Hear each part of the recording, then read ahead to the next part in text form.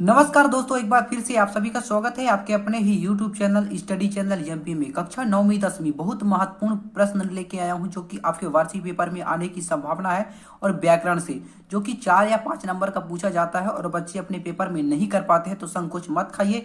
हमारे चैनल के माध्यम से आपको पूरा व्याकरण कराया जाएगा, जितने भी व्याकरण के पार्ट होते हैं आपको कराया जाएगा।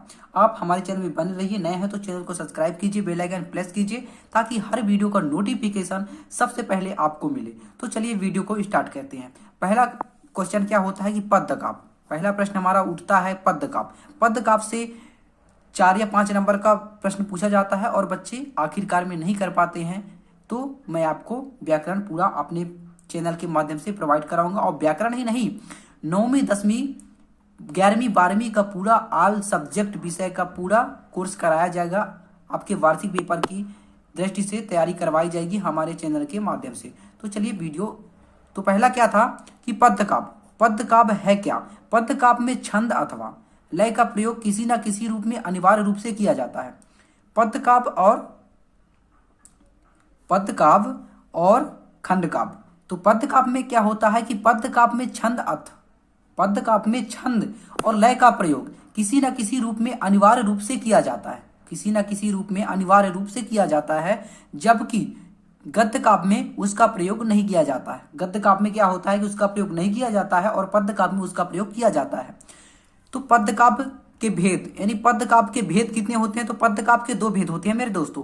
पहला क्या होता है मुक्तक काव्य और दूसरा क्या होता है प्रबंध काव्य। कौन कौन से होते हैं? 2 भेद होता है, याद रखिए 2 भेद होता है, मुक्तक काव्य और प्रबंध काव्य होता है। तो मुक्तक काव्य किसे कहते हैं, होता क्या है, तो आपको पूरा डिटेल से बताया जाएगा।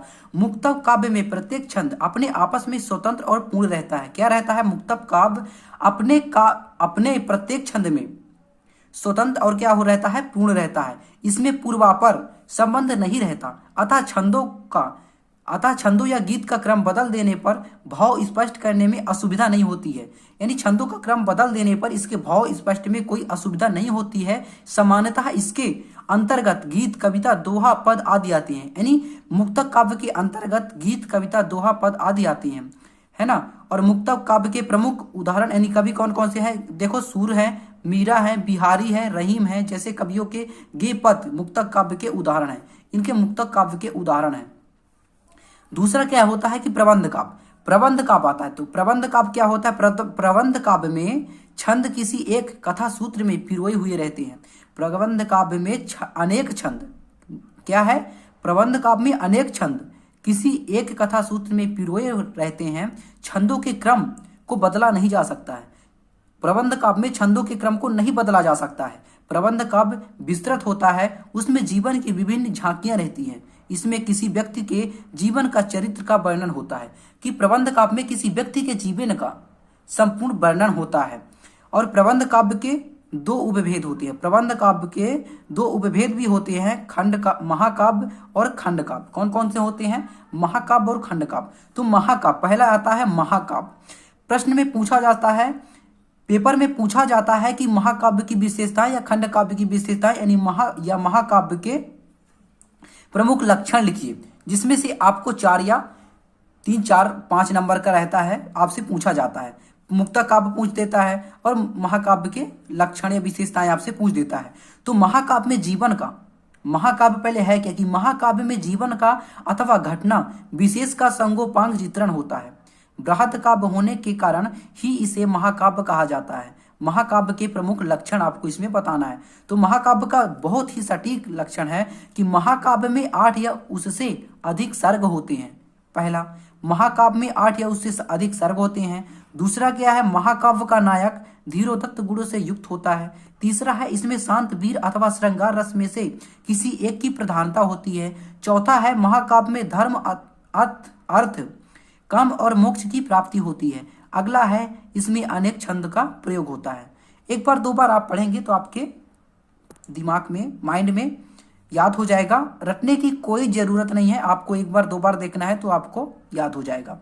उदाहरण क्या है? प्रमुख महाकाव्य के उदाहरण है, जैसे महाकाव्य है पृथ्वीराज रासो, पद्मावत, रामचरितमानस, साकेत, कामायनी आदि। रामचरितमानस में 7 सर्ग होते हैं, होने पर भी इसे महाकाव्य के अंतर्गत रखा गया है।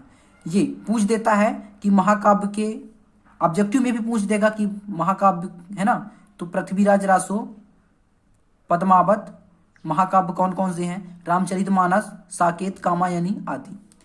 अब आता है, बारी आती है खंड काव्य की। तो खंड काव्य क्या है, बारी किसकी आती है, खंड काव्य की। तो खंड काव्य में क्या होता है, तो खंड काव्य में नायक के जीवन की किसी एक अथवा हृदय स्पर्शी अंश का पूर्णता के साथ अंकन किया जाता है, पूर्णता के साथ अंकन किया जाता है। क्या कहलाता है, हमारा खंड काव्य कहलाता है। एक बार फिर से, खंड काव्य में नायक के जीवन की किसी एक घटना अथवा हृदय स्पर्शी अंश का पूर्णता के साथ अंकन किया जाता है। क्या कहलाता है, हमारा खंड काव्य कहलाता है ना। और खंड काव्य के प्रमुख लक्षण कौन कौन से हैं, तो पहला लक्षण हमारा हो गया, खंड काव्य में मानव के किसी एक पक्ष का चित्रण होता है। यानी खंड काव्य में मानव के किसी एक पक्ष का चित्रण होता है, इसमें एक पक्ष का चित्रण होता है। दूसरा है, इसमें एक ही छंद का प्रयोग होता है। याद रखिएगा, खंड काव्य में एक ही छंद का प्रयोग होता है। तीसरा है, कथा वस्तु पौराणिक एवं ऐतिहासिक विषयों पर आधारित होती है। अगला है, श्रृंगार व करुण रस प्रधान होता है। खंड काव्य में श्रृंगार व करुण रस क्या होता है, प्रधान होता है। अगला है, इसका उद्देश्य क्या होता है, महान होता है। प्रमुख खंड काव्य कौन कौन से हैं, पंचवटी, जयद्रथ वध, सुदामा चरित्र, तुलसीदास, हल्दी घाटी का युद्ध आदि, ये प्रमुख हो जाते हैं खंड काव्य के। तो दोस्तों, आप स्क्रीनशॉट ले सकते हैं और आपके पेपर में आने की बहुत चांस है, 100% है, आपके पेपर में पूछा जाएगा।